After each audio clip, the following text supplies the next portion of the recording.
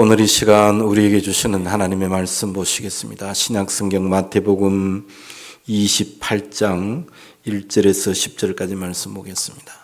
신약성경 51쪽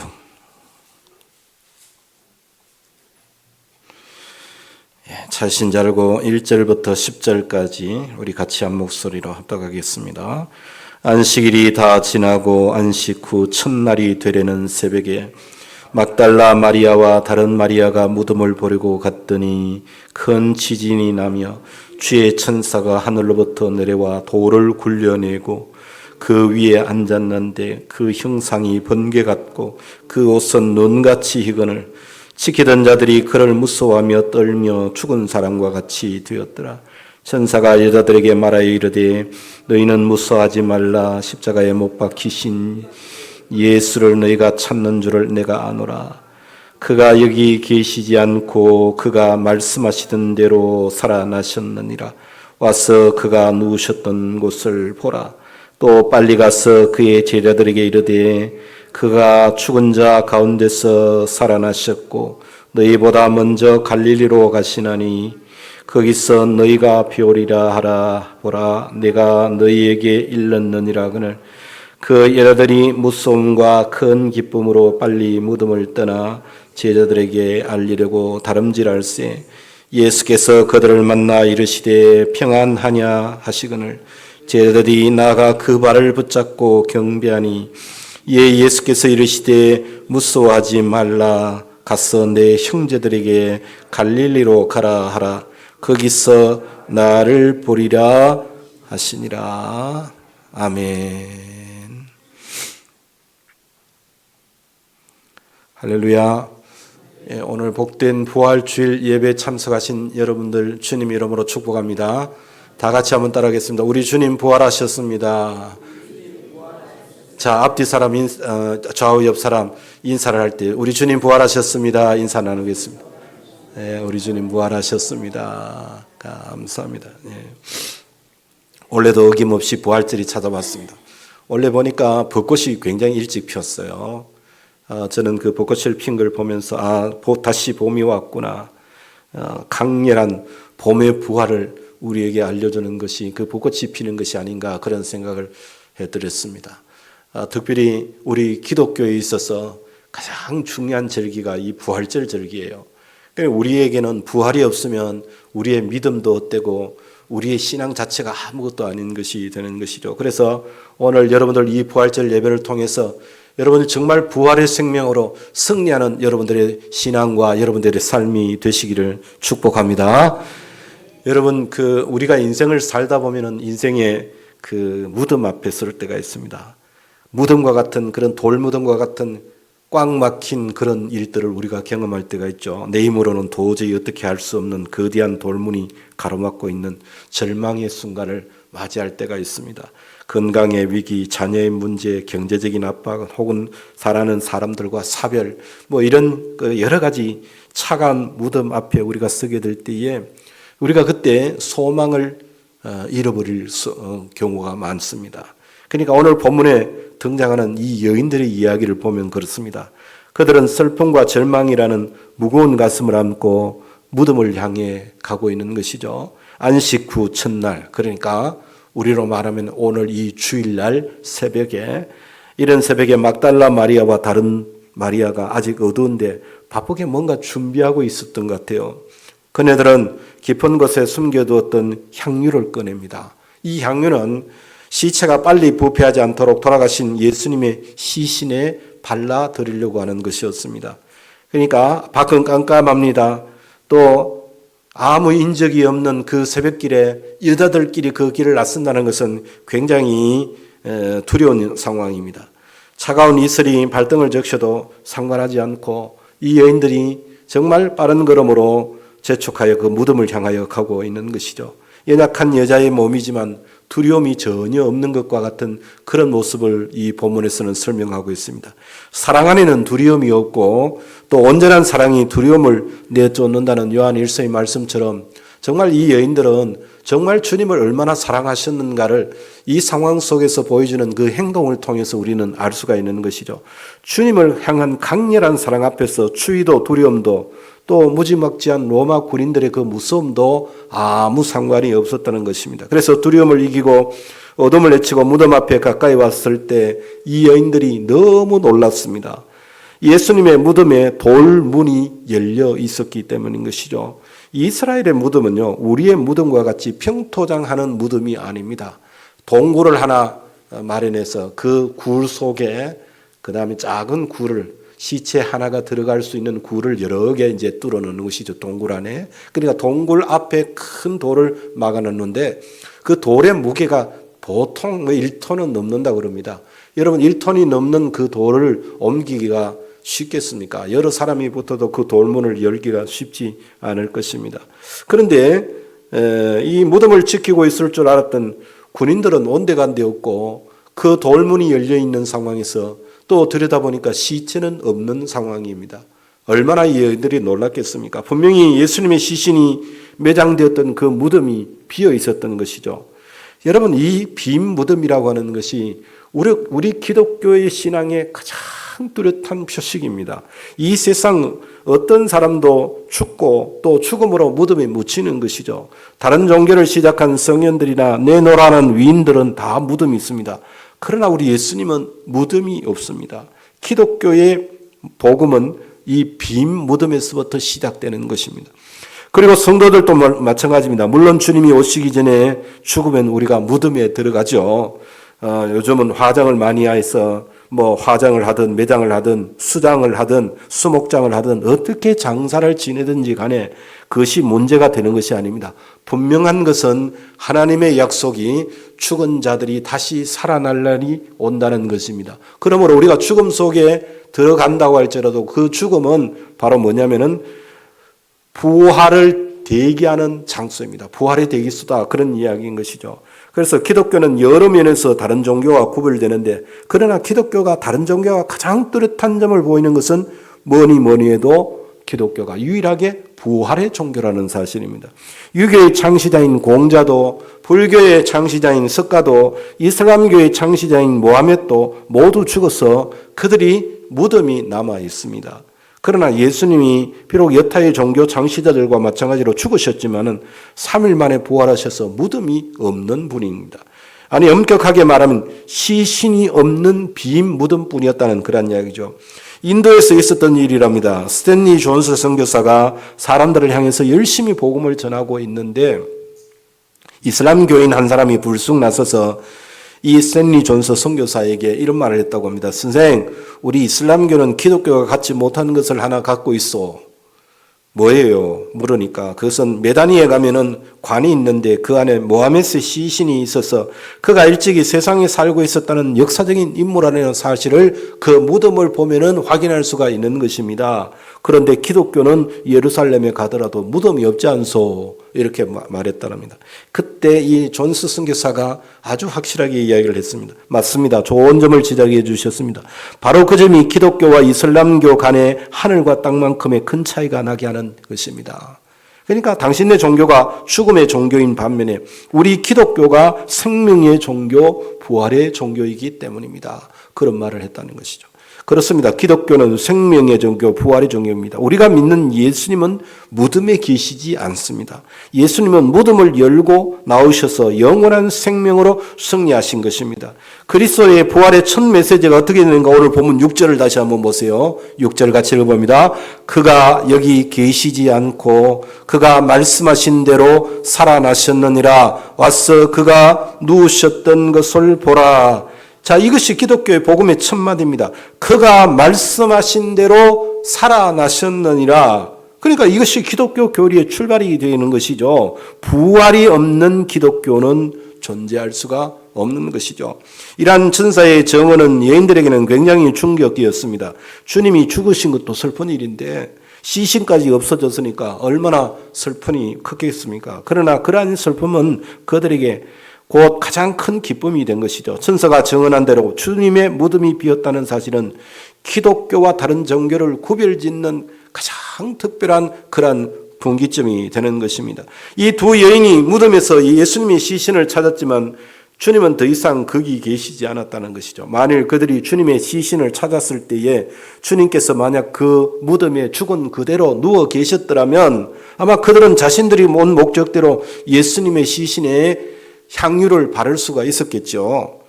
사실은 그것처럼 비극이 어디 있습니까? 죽은 시체에 향유를 바르면서 한없는 눈물을 흘렸을 것입니다. 그렇게 되었다면 주님의 죽음은 아무런 의미 없는 죽음이 되었을 것이고 기독교는 결코 존재할 수 없는 그런 상황이 되는 것이죠. 그러나 주님은 당신의 말씀대로 죽으셨을 뿐만 아니라 말씀대로 다시 살아나신 것입니다. 그분은 결코 무덤에 갇힐 수 없는 분입니다. 주님은 본질적으로 죽을 수 없는 분입니다. 주님이 죽었다는 자체가 기적이고 반드시 다시 살 수밖에 없는 것이죠. 그래서 예수님은 우리의 죄값을 위해서 죽으셨고 그리고 또 죄값으로 무덤에 갇혀 있었습니다. 그러나 이제 우리의 죄값을 다 치르신 후에 무덤의 문을 열고 부활하신 것입니다. 그래서 우리가 예수님 안에서 의롭다고 확정되었다 그런 이야기죠. 오늘 이 말씀을 통해서 우리 주님이 부활이 단지 2000년 전에 어떤 하나의 사건이 아니라 여러분 오늘 나의 삶을 뒤바꾸는 실제적인 능력이 되기를 주의 이름으로 축복합니다. 예수 믿는 성도들은 주님의 이 부활이 우리의 가슴 속에 확실히 새겨지고 이 부활의 신앙이 확실해져야 이 악한 세상 또 두렵고 힘들고 고통스러운 세상 삶에서 진정한 승리자의 삶을 살 수 있게 되는 것이죠. 자, 여기서 로마서 4장 25절 말씀 같이 읽어보겠습니다. 예수는 우리가 범죄한 것 때문에 내줌이 되고 또한 우리를 의롭다 하시기 위하여 살아나셨느니라. 아멘. 만약에 그리스도가 부활하지 않았다면 우리의 죄값으로 그 죽음이 보장되지 못하는 것이죠. 그래서 결국은 우리는 우리의 죄로 말미암아 우리도 죽음에서 영원한 멸망 가운데서 멸망할 수밖에 없는 존재가 된다는 그런 이야기입니다. 고린도전서 15장에 보면 바울은 그리스도께서 만일 다시 살지 못하셨다면은 우리의 전파하는 것도 헛것이고 그리고 또한 믿음도 헛것이며 바로 우리가 하나님의 거짓 정인으로 발견될 것이라고 그렇게 말씀하고 있는 것입니다. 여러분 그렇습니다. 인생은 누구나 죽음 앞에서 절망합니다. 인류 역사가 시작된 이래 동서고금을 막론하고 한결같은 질문이 죽음이 뭐냐는 겁니다. 왜 인간이 죽어야 하느냐 하는 것이죠. 이 죽음의 문제를 해결할 방법이 없느냐 이것이 인간의 가장 큰 숙제 아닙니까? 이 해답이 바로 죽음에서 부활하신 예수님에게 있다는 사실을 우리가 발견해야 되는 것입니다. 그래서 우리가 여탄 다른 신앙을 가진 사람과 다르게 우리는 부활 신앙을 가지고 있기 때문에 우리는 죽음의 문제를 해결한 받은 진정한 승리자가 된 줄로 믿습니다. 그래서 예수님은 요한복음 11장 25절에서 이렇게 말씀했습니다. 같이 읽어봅니다. 나는 부활이요 생명이니 나를 믿는 자는 죽어도 살겠고 무릇 살아서 나를 믿는 자는 영원히 죽지 아니하리니 이것을 네가 믿느냐. 아멘. 자, 그러므로 예수 믿는 자의 무덤은 더 이상 절망의 상징이 아닙니다. 그것은 다시 오실 주님을 기다리는 아까 제가 뭐라 그랬습니까? 부활의 대기소가 되는 것이죠. 저희 어머님이 돌아가셔서 매장을 해가지고 교회 부활동산에 묻혀 있는데 무덤에 갈 때마다 제가 가슴 속에 느껴지는 것은 뭐냐면 우리 주님이 오시는 날 재림하시는 날 다시금 부활하신다는 그 확신이 제 마음속에 드는 거예요. 그 부활동산에 수많은 믿음의 선진들이 눕혀 있는데 거기에서 다시금 주님 오시는 그날 다시 일어날 것을 저는 확실히 믿습니다. 여러분들도 이 믿음을 꼭 가지시기를 바랍니다. 초대교회 교인들이 전할 메시지는 단순합니다. 우리가 십자가에 못 박은 예수를 하나님이 다시 살리셨고 우리가 그 다시 살아나신 예수님을 보았다. 우리가 정인이다. 이걸 전하는 것이었어요. 그러니까 내가 보았다. 죽으시는 것도 보았고 부활하신 예수도 만났다. 그리고 우리도 주님의 약속대로 부활한다. 이것이 초대교회 교인들이 가졌던 부활신앙이었던 것입니다. 이것이 초대교회 교인들이 전한 절박한 복음의 외침이었던 것이죠. 그래서 오늘 또 저와 여러분의 삶 속에 이 부활신앙이 확실해져야 하는 것입니다. 성경은 절대로 부활을 추상적으로 말씀하지 않습니다. 부활이 가능하냐? 부활이 불가능하냐 이런 문제를 따지지 않습니다. 그 형태가 어떠한 것이냐 이것도 전혀 설명하지 않습니다. 오히려 너무나도 단순하게 이 부활을 우리에게 말씀하고 있는 것이죠. 성경을 읽다 보면 그 역사적인 사건을 의심하는 자가 많았다는 것을 우리가 알 수 있는데요. 그런데 저는 의심하는 자가 많았다는 그 말씀이 중요한 것을 시사한다고 생각합니다. 이 엄청난 역사적인 사건을 어찌 의심 없이 그냥 받아들이겠습니까? 의심할 수 있죠. 예수님께서 어떻게 죽으셨음을 저들이 아는데 이처럼 이해할 수 없는 사건이 그들 눈앞에 벌어졌는데 그게 쉽게 아멘하고 믿어졌겠습니까? 만약에 화끈하게 믿었더라 그렇게 했더라면 오히려 더 이상하리라고 생각합니다. 성경은 이런 사실들을 적나라하게 기록함으로써 오히려 분명하게 부활이 확실하다는 사실을 우리에게 증거하고 있는 것이죠. 그래서 이 부활은 죽음의 세계를 향한 하나님의 창조적인 계획입니다. 이 부활은 창조적인 능력으로 이루어진 사건이라는 것을 알아야 되는 것입니다. 따라서 인간의 이성의 비판이나 인간들의 논리에 얽매이지 않는다는 것이죠. 믿거나 말거나 사실이요. 알거나 모르거나 그게 실제라는 말입니다. 그래서 성경은 단지 사실만을 기록함으로써 그 사실을 믿는 자가 되라 하는 것입니다. 오늘 또 우리 속에 의심이 일어날 수 있습니다. 왜냐하면 우리는 연약한 존재이기 때문에 우리는 죄를 가진 죄성을 가진 인간이기 때문에 하나님의 말씀에 의심이 되고 또 그것이 온전하게 믿어지지 않을 수 있는 것이죠. 그런데 성경은 우리에게 그 부활의 증거를 어떻게 설명을 해나가는 것이 아니라 분명한 부활의 사실을 우리에게 말씀하고 그것을 믿기를 우리에게 요청하고 있는 것입니다. 예수님은 십자가에서 죽었다가 사흘 만에 다시 살아나셨습니다. 누구든지 예수님을 믿으면 죽어도 다시 살아나는 부활의 영광을 누리게 될 줄로 믿습니다. 아멘. 그렇습니다. 우리가 이것을 아멘으로 받는 자가 되어야 되는 것이죠. 중요한 것은 우리의 믿음입니다. 여러분이 부활신앙을 소유하고 있고 있느냐 아니면 아직도 부활신앙을 소유하고 있지 못하느냐 염려하고 근심하고 불안해하고 답답해하고 세상 일 때문에 초조해하고 하는 그런 삶을 살고 있느냐. 우리는 이 세상에서 때로는 고통당하고 슬픔에 눈물을 흘리고 힘들고 어려워도 주님 앞에 이를 때는 영생하는 복을 누린다는 이 확신을 우리가 가져야 되는 것이죠. 그래서 기독교의 생명은 부활인데 안타깝게도 많은 기독교인이 부활신앙을 소유하지 못하고 있다는 것입니다. 부활신앙으로 살지 않습니다. 예수님께서는 부활에 대해서 자주 말씀하셨죠. 오늘 이 본문을 보면 마리아는 주님을 뜨겁게 사랑했지만 예수님의 말씀, 저 부활하신다는 말씀을 잠시 잊었던 것 같습니다. 그래서 예수님의 시신에 향유를 바르기 위해서 무덤을 찾아간 것 아닙니까? 오늘날 또 많은 사람들이 부활하신 예수님이 아니라 죽은 예수님을 찾고 있는 거예요. 지금도 천주교 성당에 있는 십자가에는 예수님을 계속 거기다 십자가에다 매달아 놓고 있습니다. 그러나 여러분 우리 예배당에 있는 십자가를 보십시오. 우리 개신교에는 주님께서 부활하셨기 때문에 십자가의 형틀은 있으나 예수님의 모습은 없죠. 빈 십자가, 빈 무덤이 기독교의 생명인 줄로 믿습니다. 주님이 십자가에 달려 돌아가셨어도 다시금 살아나셨다는 증거입니다. 여러분 오늘 죽은 예수를 예배하러 온 것이 아니라 죽음의 권세를 이기고 부활하신 살아계신 예수님을 경배하는 우리 모든 성도들이 되시기를 바랍니다.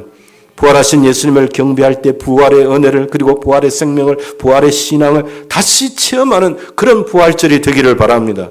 부활의 능력을 삶에 적용해서 감사와 찬양으로 살아가는 그래서 부활하신 그 주님이 우리의 삶에 나와 함께 하신다는 그 확신으로 승리하는 삶을 살아가시기를 축복합니다. 저는 오늘 이 설교 말씀을 준비하다가 정말 기억나는 한 분이 있어서 그분을 소개하려고 합니다. 저희 장모님 이야기입니다. 제가 제 아내와 결혼하려고 결혼 허락을 받으려고 용기를 내서 찾아갔습니다. 그래서 제가 결혼하고 싶습니다. 따님을 저한테 주십시오. 그렇게 이야기를 했더니 우리 장모님이 하시는 한마디가 기가 막힌 이야기입니다. 이보게 나는 저기 형산절의 보살이네. 보살이 뭔지 알죠? 교회로 말하면 집사입니다. 절에 가면 보살이라고 합니다. 절바지 입고 다니시는 분. 형산절이 어디냐면 포항으로 내려가다 보면요. 거기 형산강이 있는데 그 도로를 중앙으로 지나가면 앞에 큰 산이 형림산이고 작은 산이 아우산이에요. 형산, 아우산 이렇게 되는데요. 그 형산에 가면은 절이 하나 있어요. 아주 큰 절이 있는데 형산절에 나는 보살이니 나는 목사가 될 자네에게 우리 딸 줄 수가 없네. 그래가지고 포기를 했겠습니까? 그러니까 어른이 그렇게 안 된다 그러는데 그 자리에서 뭐 제가 무조건 때를 쓸 수는 없는 거고 거절당하고 나왔습니다. 그래서 제 아내하고 그때는 이제 한 달 작정하고 작정 기도를 했는데 놀랍게도 한 달간 작정한 딱 한 달 만에 정확하게 한 달 만에 우리 뭐 집사람을 통해서가 아니고 다른 친구분 우리 장모님 친구분 되는 권사님이 전도를 한 거예요. 그래서 교회를 나오셨어요. 아무도 안 놀라시네. 한 달 만에 교회를 나오셨다니까요. 그래 나오셔가지고 신기한 건 이 절에 다니신 분이 열정이 있어서 그런지 새벽 기도를 나오시는 거예요. 얼마나 새벽 기도를 열심히 나오시는지 정말 하나님의 은혜를 체험한 분 같았어요. 네. 그래가지고 우여곡절 끝에 결혼을 했습니다. 근데 결혼을 하고 3개월 만에 우리 장모님이 뇌출혈이 와서 쓰러지셨어요. 그래서 저는 장모님 사랑을 거의 못 받았습니다. 한 달 만에 병원에서 의식이 돌아와서 살아나셨는데 말하면 옛날에는 그 바람이 오면은 이 신체 장애 올 때 반을 못 썼어요.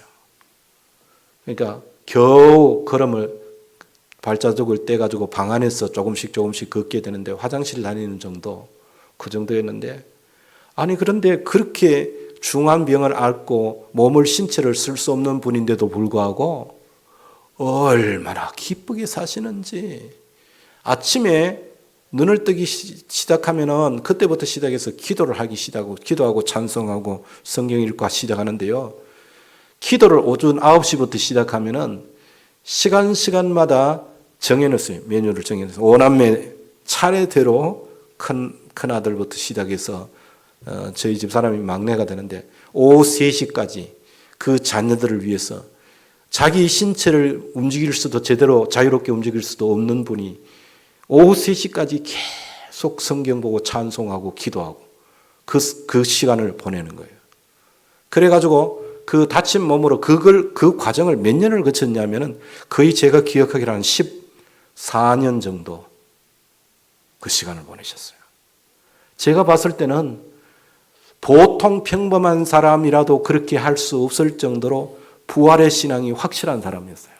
그래서 제보고 가면은 제 손을 잡고 한 손으로 겨우 저 손을 잡으면서 하시는 말씀이 이서봐 내가 예수님을 몰랐으면 어쩔 뻔했노. 그렇게 감격해 하시던 모습이 지금도 눈에 선합니다. 얼마나 기쁨과 감격으로 사시는지 나중에 장례식을 치를 때 보니까 큰 성경이 있습니다. 이 강대상에 올려놓는 그런 성경인데요. 큰 성경을 얼마나 읽었는지 성경이 너덜너덜하게 돼 있더라고요. 두께가 이만큼 부풀어 있는 거예요. 그런 믿음의 삶을 사셨는데 제가 왜 우리 장모님 이야기를 하느냐면요. 부활하신 주님을 만난 사람에게는 3가지 놀라운 선물이 주어지는데 그 첫 번째가 평강입니다. 우리 장모님은 평강을 누리셨어요. 절대 원망하거나 불평하는 소리를 한 번도 들어본 적이 없습니다. 누구를 원망하지 않았습니다. 네. 두 번째, 성령을 주시거든요. 마귀를 이기고 세상을 이기고 자신을 이기고 그래서 성령을 주셔서 항상 기뻐하며 감사하며 찬양하는 삶을 하나님께서 부활의 신앙을 가진 자에게 주신다. 그래서 저는 그 장모님을 보면서 성령 충만한 삶이 저런 것이구나. 자기의 몸이 마음대로 움직일 수 없는 그런 불편함 속에서도 하나님을 찬양하면서 기뻐하며 감사하는 삶이 성령 충만한 삶이구나 하는 것을 알게 되었습니다. 그 다음에 3번째, 믿음을 주십니다. 모든 고통과 절망을 이기고 죄와 악을 이기고 죽음을 이기는 믿음을 갖게 되는 거예요. 그래서 차례대로 시간 기도하실 때 저를 위해서 기도할 때는 나는 이서방을 위해서 기도할 때마다 하나님 우리 이 목사 여호수아와 같은 믿음의 용장이 되게 해주세요 기도한다고 하는 것이는 여호수아와 같은 믿음의 일꾼이 되게 해달라 그렇게 기도하신다는 것을 들었습니다. 여러분 그렇습니다. 주님께서 주시는 평강과 성령과 믿음 이것을 소유하고 사는 것을 우리는 부활신앙이라 그렇게 말하는 겁니다. 이것은 신앙의 실제를 말하는 것이죠. 부활하신 주님께서 오늘 나와 함께 하시고 부활하신 그리스도의 현존의 보증으로 성령이 나와 함께 하시는 것입니다. 성령은 부활하신 하나님의 대리자입니다. 따라서 나는 오늘 그리스도와 동행하는 것입니다. 그리스도께서 내 안에 거하셔서 나와 더불어 함께 사시는 것입니다. 이제는 더 이상 사망의 종로로 타지 않습니다. 사망과 죄에 노예된 상태에서 이제는 완전히 자유하는 것입니다. 살아계신 그리스도와 동행하며 영생을 사는 것입니다. 이것이 부활신앙을 가진 자의 아름다운 신앙의 모습인 것이죠. 이것을 믿고 오늘을 살아가는 것이 부활의 능력의 실제인 것입니다. 이러한 능력이 있기 때문에 죄를 이기고 시험을 이기고 환난을 이긴다, 그런 이야기입니다. 20세기 인도의 유명한 전도자 선다싱이라고 하는 분의 일화에 얽힌 이야기인데요. 어느 날 선다싱이 길을 가다가 사람들이 모여서 웅성거리길래 그 사람들 사이를 비집고 들어가 보니까 무슨 일인가 궁금해서 쳐다보니까 수도성 한 사람이 길가에 앉아서 팔을 쳐들고 앉아 있습니다. 자기 손으로 지은 죄가 너무 많아서 자기 스스로 팔에게 벌을 내리는 그런 행동을 하고 있다는 겁니다. 그 모양이 하도 척은해서 선다싱이 그 수도승에게 일러줬답니다. 수십 년을 그렇게 벌을 써본들 당신은 깨끗해지지 않습니다. 온몸을 매질한다고 해서 새롭게 되지 않습니다. 그 이야기를 했다는 것이죠. 우리가 깨끗해지는 비결이 우리 몸을 스스로 괴롭게 하는 것입니까? 수양하는 것입니까? 명상하는 것입니까? 옛사람이 새사람이 되어서 그리스도께 나아가는 것은 어떤 방법으로 되는 것이 아닙니다. 극기나 수도를 통해서 회심할 수 있는 것이 아니라는 사실을 우리가 알아야 되는 것이죠. 기독교의 복음이 거기에 있는 것이 아닙니다. 옛사람이 십자가에 달려 온전히 함께 죽고 믿음으로 그리스도와 함께 장사될 때 바로 그 죽음에서부터 생명이 시작되는 것입니다. 그리스도적인 생명인 것이죠. 그래서 이것은 그리스도 안에 있는 나의 또 다른 생명인 것입니다. 그리스도는 바로 이 생명으로 살아가는 것이에요. 어떤 가정의 일입니다. 남편이 성질이 괴팍해서 아내를 얼마나 괴롭히는지 모릅니다. 남들이 보기에도 잔인하다 싶을 정도로 그 부인을 그렇게 괴롭게 하는 것입니다. 아내가 견디다 못해서 친정으로 도망을 갔어요. 그 순간에 이 남편이 어찌어찌 해서 예수를 믿기 시작하게 된 거예요. 성령의 역사로 거듭나서 회개하고 완전히 변화됐습니다.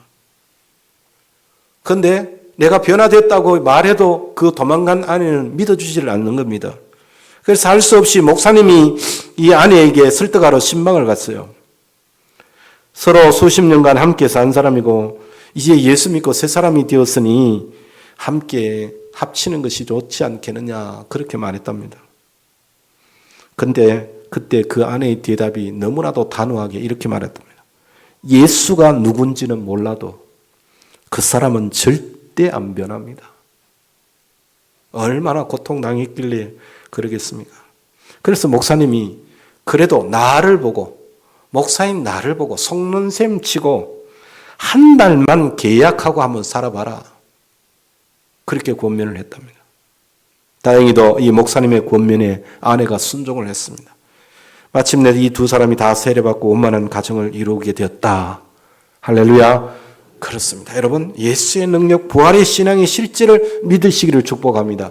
정말 주님이 내 속에 들어와 계셔서 부활하신 주님이 나와 함께 계신다는 이 믿음이 내 삶의 실제가 되면 놀라운 역사가 나타나는 것이죠.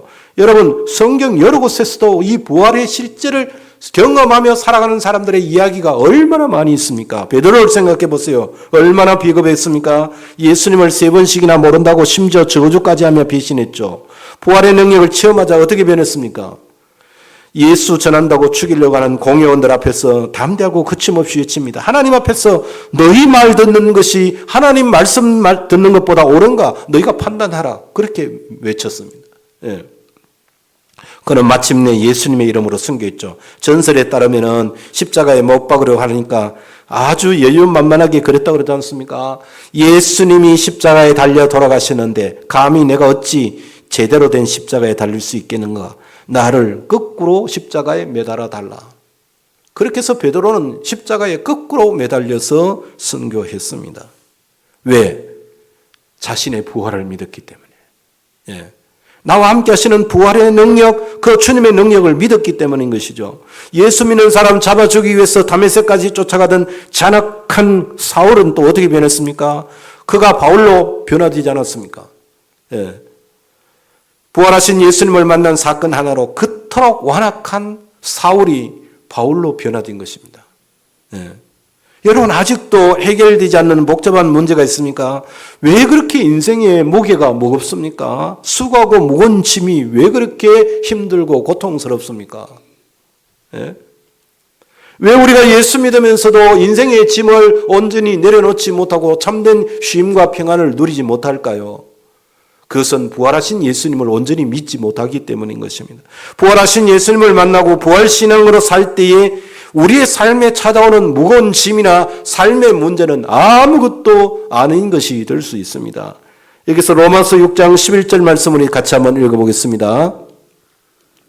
너희 자신을 죄에 대하여는 죽은 자요 그리스도 예수 안에서 하나님께 대하여는 살아있는 자로 여길지어다. 아멘. 자신을 대할 때 나는 예수 믿는 믿음으로 죄에 대해서 죽은 자다. 그리고 나는 하나님께 대하여 살아있는 자로 여겨라. 이것이 우리에게 요구하는 바인 것입니다. 살아있는 자로 여길지어다 그랬죠. 이 부활의 능력으로 오늘을 살다가 장차 부활의 약속을 이루는 것이 우리의 신앙인 줄로 믿습니다. 주님은 부활하신 제자들에게 오늘 보면 마지막 10절 말씀에 뭐라고 하셨는가? 한번 읽어보겠습니다. 이에 예수께서 이르시되 무서워하지 말라. 가서 내 형제들에게로 갈릴리로 가라 하라. 거기서 나를 보리라 하시니라. 왜 갈릴리일까요? 여러분, 예루살렘은 영광의 장소라면 갈릴리는 제자들이 실패했던 곳, 고기를 잡던 일상의 삶의 치열한 흔적이 있던 곳이 갈릴리입니다. 그래서 부활신앙을 살아낸다는 것은 일상에서 주님을 만나는 것입니다. 여러분, 갈릴리는 삶의 터전을 말하는 것입니다. 여러분, 우리가 주일날 예배당 안에서만 부활의 노래를 부르고 있는 자가 아니라 월요일부터 시작해서 토요일까지 직장에서 갈등이 있는 그 삶의 현장 속에서, 그리고 또 힘들고 어려운 가정의 삶 속에서, 혹은 육신의 질병 때문에 그 병상에 누워서 부활하신 주님과 동행하는 신앙이 진짜 신앙인 것입니다. 여러분, 우리 주변에 죽음의 그늘 아래 소망 없이 살아가는 사람들에게 예수님 부활하셨다는 이 소망을 전하는 부활신앙이 증거가 바로 부활신앙의 완성인 것입니다. 내가 지금 삶의 현장 속에서 힘들고 어려운 삶을 살아갈지라도 하나님께서 나와 함께 하셔서 내 삶의 영원한 영생의 복을 우리에게 허락해 주시고 저 천국을 내 것으로 만들어 주신 그 은혜를 우리가 온전히 누리며 살아가는 그 삶의 현장을 우리가 다른 사람들에게 그것을 전하는 자로 살아야 되는 것이죠. 예수님은 무덤에 계시는 분이 아닙니다. 지금 그분은 살아 역사하셔서 여러분들과 함께 하시는 줄로 믿습니다. 우리를 짓누르는 절망의 돌문은 이미 열렸습니다. 이제 더 이상 슬픔의 무덤에 머물러 있지 마십시오. 평안하냐 묻고 계시는 주님의 음성 듣고 그분을 경배하시기를 바랍니다. 그리고 여러분의 갈릴리로 가십시오. 그곳에서 부활하신 주님이 여러분을 기다리실 줄로 믿습니다. 죽음을 이기신 예수님의 승리가 오늘 저와 여러분의 승리가 되시기를 주님의 이름으로 축복합니다.